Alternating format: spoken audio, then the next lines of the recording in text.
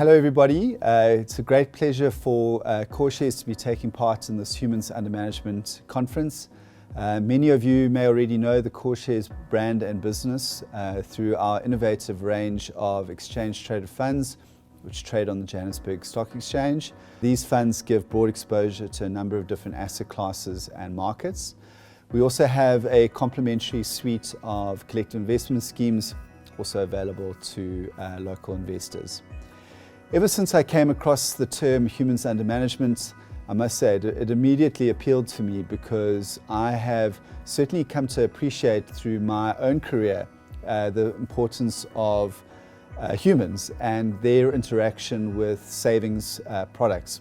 Asset managers can design the most spectacular investment product in the world, but unless the saver or the client interacts with that savings product appropriately, the outcome is never going to be reached at the end of the day. So aspects around staying the course, investing for the right period of time and so forth become so critical. And I also realize how difficult that is to achieve when families go about their daily lives in an environment that is so noisy. I mean, one need only look at sort of the last 24 months and just how noisy the world has been, from the COVID pandemic through to changes in global leadership, and how capital markets have responded and moved through all of that. It's been quite a bit to take in. So all of those behavioral aspects and how that basically boils down to clients staying the course, being in the right asset allocation is critically important. And we at CoreShares really do understand the value of advice, or Gamma as Morningstar has coined it. So yeah, thank you for everything you do. Kudos, and it's a great pleasure for us to be supporting this event and being a part of it. Speaking of all that noisy news, I thought I would take you into how CoreShares thinks about its investment philosophy.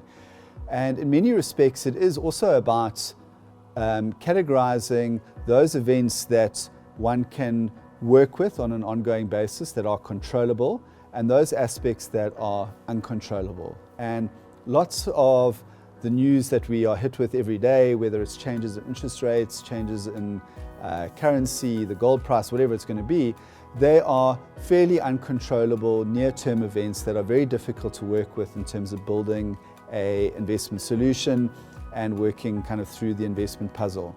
But on the other hand, there are other controllable aspects that are repeatable, are mechanical, and are actually much easier to work with and lead to pretty predictable outcomes.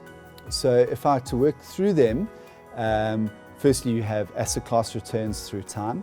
We often quote Dimson, Staunton and Marsh, who are academics from the London Business School, and they have mapped asset class returns from pretty much the beginning of the last century. And what you find when you look through that data is that there is a pattern that emerges around, firstly, the returns that you can expect from these asset classes, how they interact with each other, and so forth. And then you can use that data in terms of putting an asset allocation together. We don't believe there's much value in trying to tactically asset allocate around that strategic asset allocation framework. In other words, trying to predict or take an outcome from that noisy news and adjust accordingly. In fact, most often we have found through research that managers tend to erode value through that tactical asset allocation process. So we believe in a strategic, systematic approach to asset allocation. Other parts of the controllable framework are things like diversification. We know that most global stock markets, South Africa, but other markets too, like the US, are dominated by the large shares in those markets. Typically, 20% of the shares drive market returns. So we try to find solutions that improve diversification. We know how important diversification is, the only free lunch in investing, as they call it.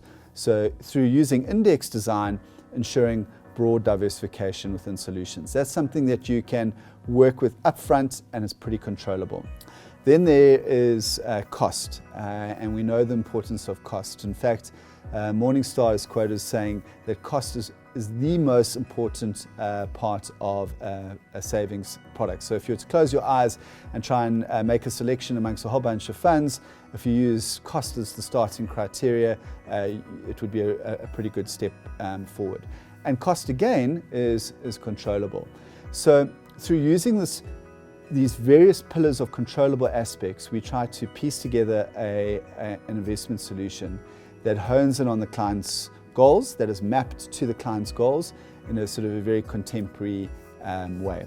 To tell you about two of the strategies that we run in that space, we have the Wealth Accumulation Fund, which is a strategy that helps clients accumulate wealth ahead of retirement.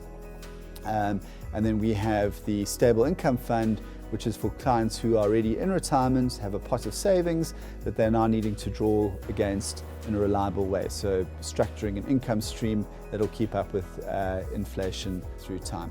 So yeah, the primary goal of building wealth, and then the secondary goal of decumulating that wealth through time. In both cases, we've taken a fairly mechanical or systematic approach to the outcome, and we've used all these controllable parts to building that solution. As I say, it's a great pleasure to be at this Humans Under Management conference. Sorry that we're not there in person to meet some of you. I think it's the third or fourth year that we're taking part in the conference, and we hope to have a long-standing relationship with the conference and the conference organizers. We would certainly, even though we're not there in person, encourage you to reach out, visit our website, visit our LinkedIn pages and so forth, and make contact with us. We'd be delighted to meet up with you when the sky is a little bit more blue.